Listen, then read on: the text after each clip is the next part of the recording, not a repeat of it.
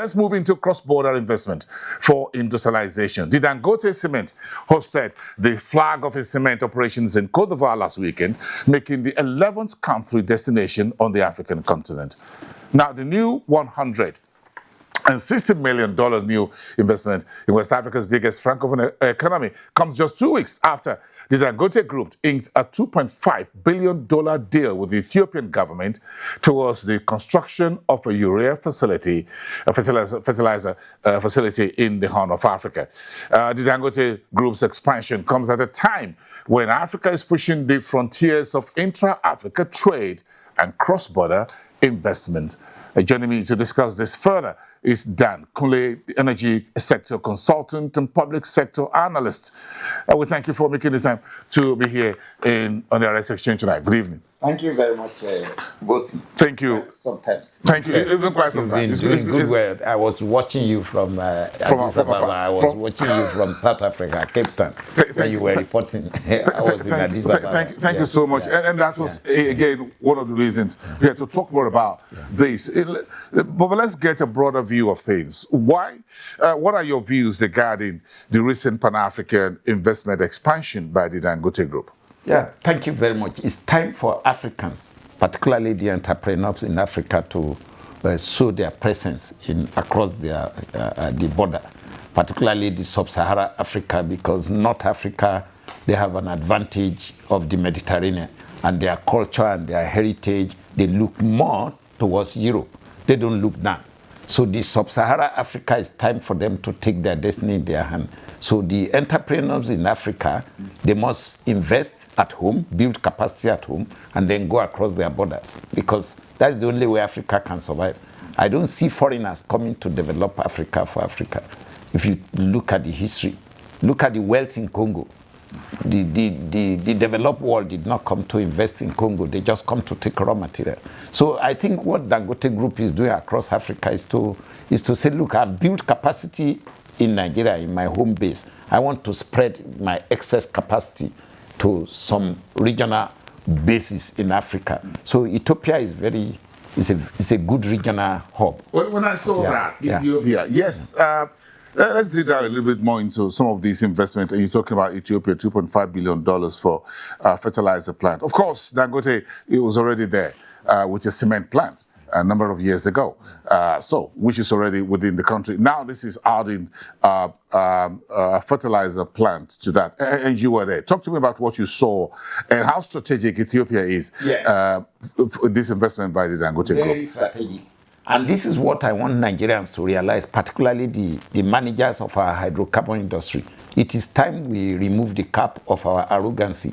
There is hydrocarbon across from Mauritania down the Atlantic to the double ocean, of South Africa, and across like that to Mozambique, all the way like that to Djibouti. There is oil.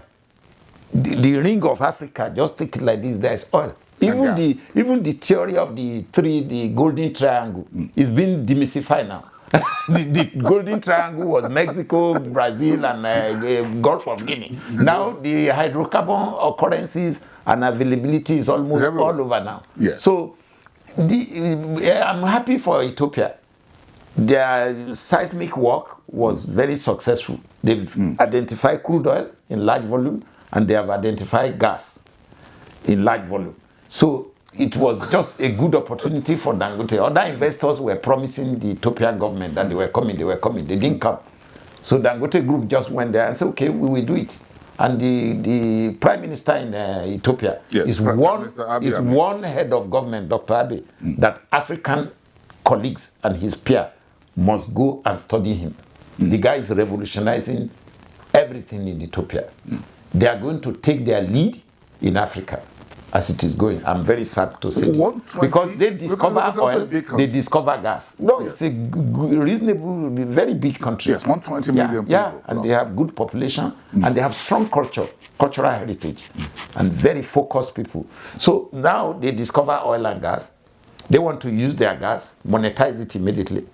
So they are going to produce urea for their domestic use for agriculture. They want to achieve about 80 80 kilogram of fertilizer per 1 hectare. It's also an agro-based economy. Yeah, they've attained self-sufficiency in wheat production now. Exactly. And you can see, it's not that they really have serious comparative advantage, but they modify.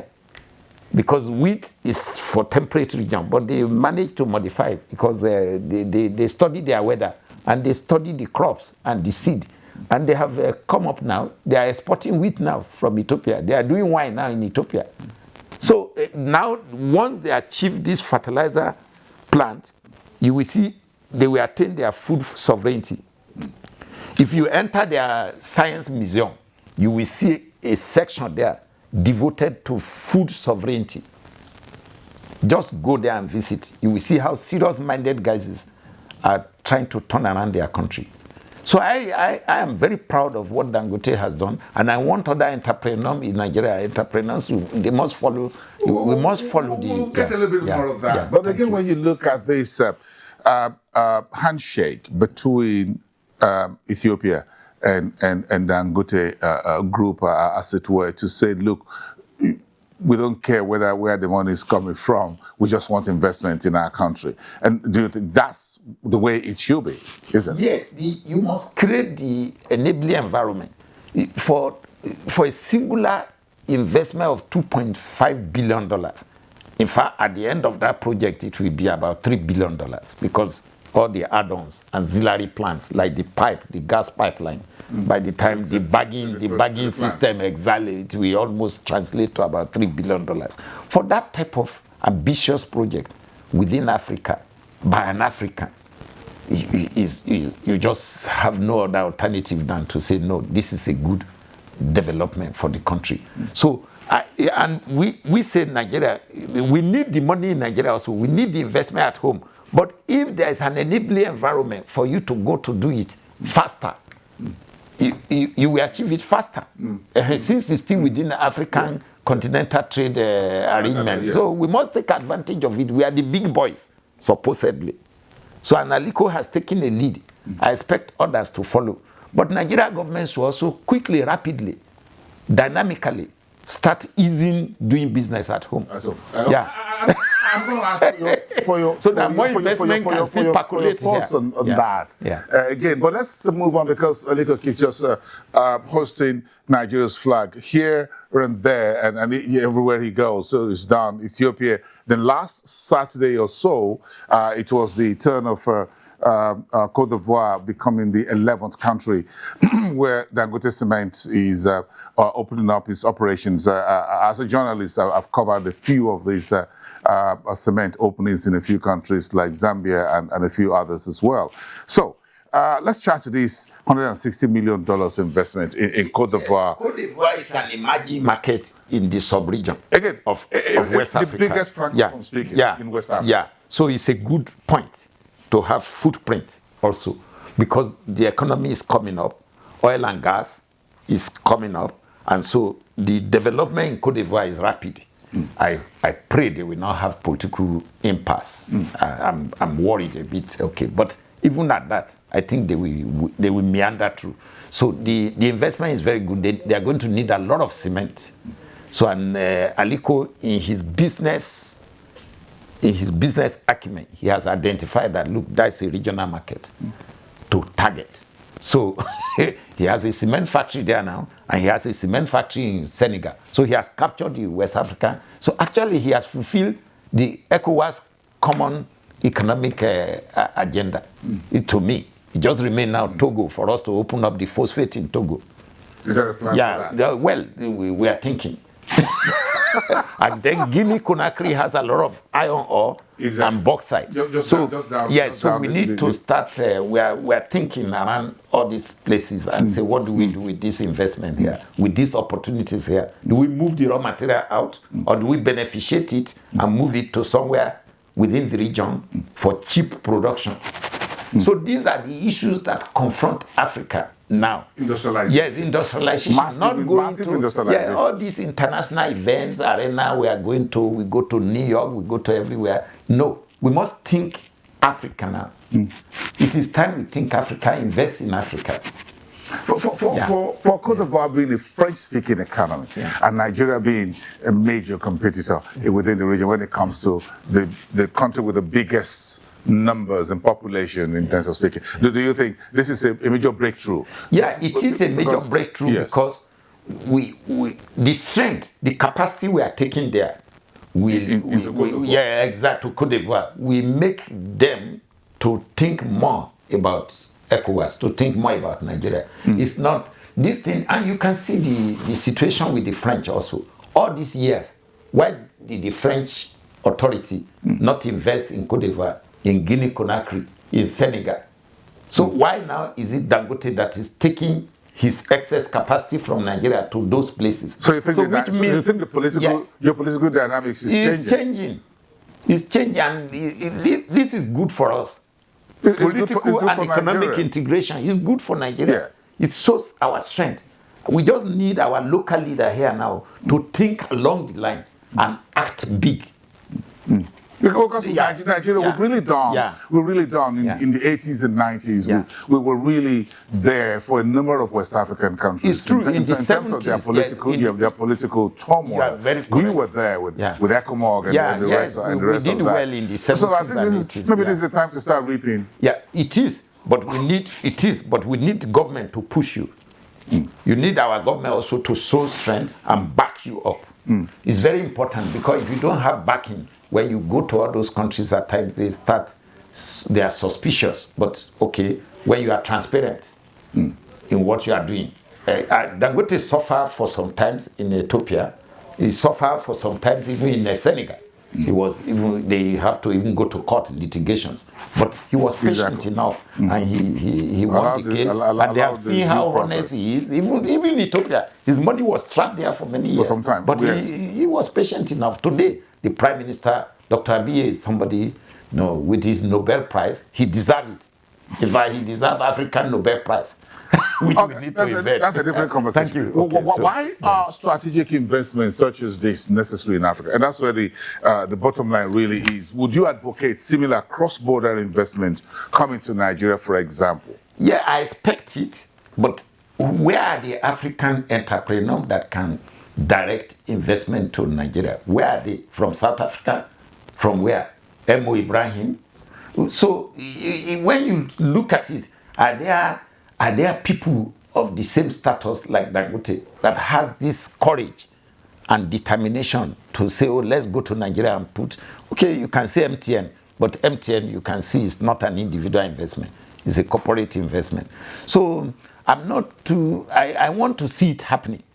I'm not pessimistic, but I don't see where are the big players across Africa. We need to attract industrial investment. I agree with you totally. Into Nigeria, and that's where I'm going. Yeah, okay, I agree with you, but apart from it, it must be grown locally here, because if we are waiting for a big Ghanaian to come or a big investor from South Africa to come, we may not get on time. So we still need to deliberately encourage our own home, local capital. Yes. And this is why we need to deepen our commercial banks.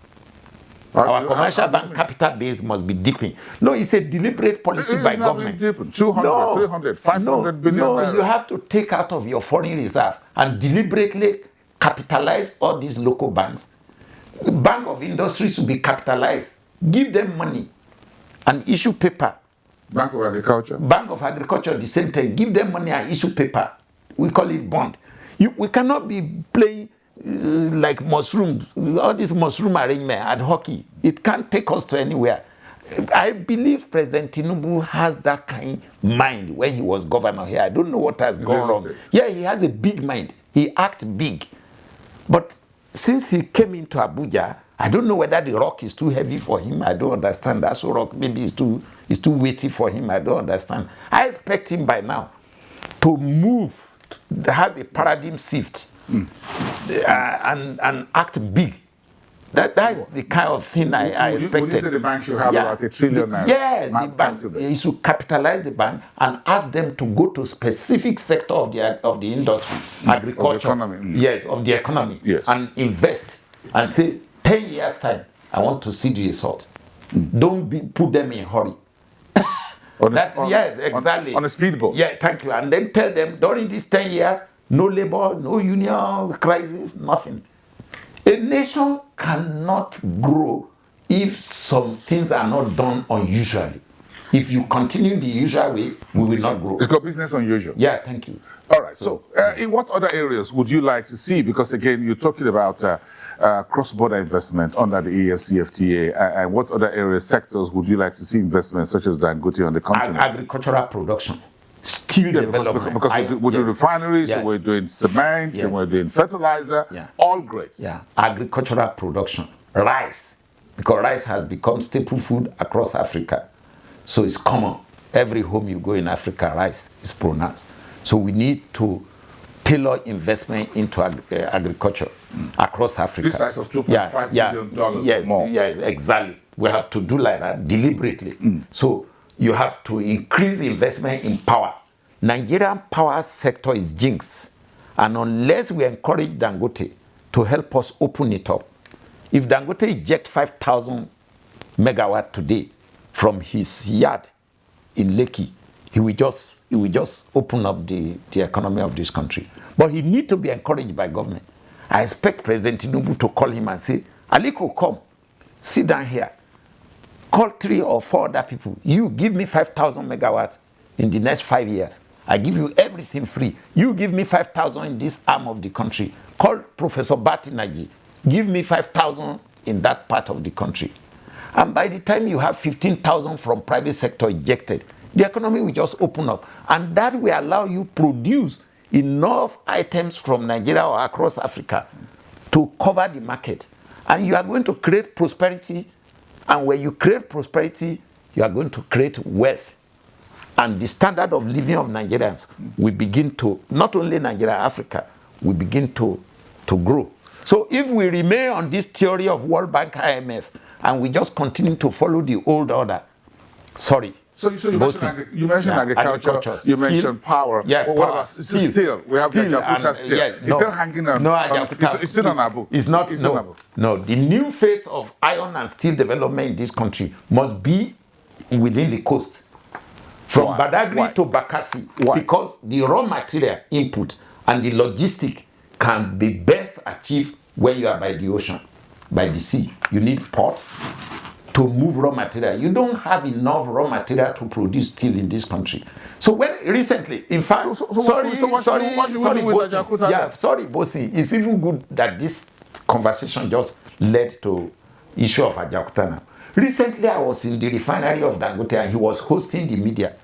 And one media guy in the bus asked that why can't all these truck tanks not be made in Nigeria? So I was in the bus with them and I say, oh, very good question. Yeah, the CNG tank, those tanks. Yeah. So I say, oh, very good question. I say, this tank you see, I say they are all folded mild steel. I say, but do you know we don't produce this mild steel in Nigeria? Flat sheet. He said, what about Ajakuta? In the bus, that was what led to the conversation that when we got to the hall, if you remember, Alhaji Aliko Dangote, that same media guy asked Alhaji that, what about Ajakuta? You see, Ajakuta. Was asking Aliko? Yeah, he was. Thinking maybe that Aliko should. Yeah, he said maybe Alhaji should go to Kano to Ajakuta to go. Alhaji now said no. Then the guy now referred that I said this in the bus, and it's the truth. Okay. Ajakuta as it is today is not viable. It's technically insolvent. Is financially bankrupt. So, and any study anybody is doing there is just wasting government money. What that place qualified for today is to unbundle it into units and liquidate them one by one. So anybody who buy the steel rolling mill at 10 naira can do what he like with it. But I saw some statement coming from the Ministry of Steel. Like Ajakuta Steel Company is a limited liability company. They have an MD. So I expected the MD to do consultation. So I'm not. All that plant is any waste of money. In the last 20 years, see how much money has been wasted in that place in the last 20 years. Yes. And nothing has come out of that place. Not even a ton of steel has been produced there. I don't want to leave here. I'm sure you have the ears of Dangote, the group. And what about the issue around the Pengassan, the labor union? Is that fully resolved now? Yes. Give me 30 seconds of that. Yeah, please, it's resolved. But I watch our friend SCN Falana this morning, how he was trying to say government, Mr. Femi Falana, saying that government was hypocritical and look, Vice President Kashim Shettima made a very valid statement. You can't. There must be unionism. Must be rational. You cannot look. Let me tell you. I want to take on Femi Falana for a reason. Look, this old idiotic thinking that we must follow unionism the way Europe, Western Europe. I do not agree with that. No. That expression. When I use the word idiotic, it doesn't mean it's my very close friend and we're brothers. But I disagree with that. No, that is this straight-jacketed thinking. That sounds like a better. That's what. Okay, thank you very much. Like a friend.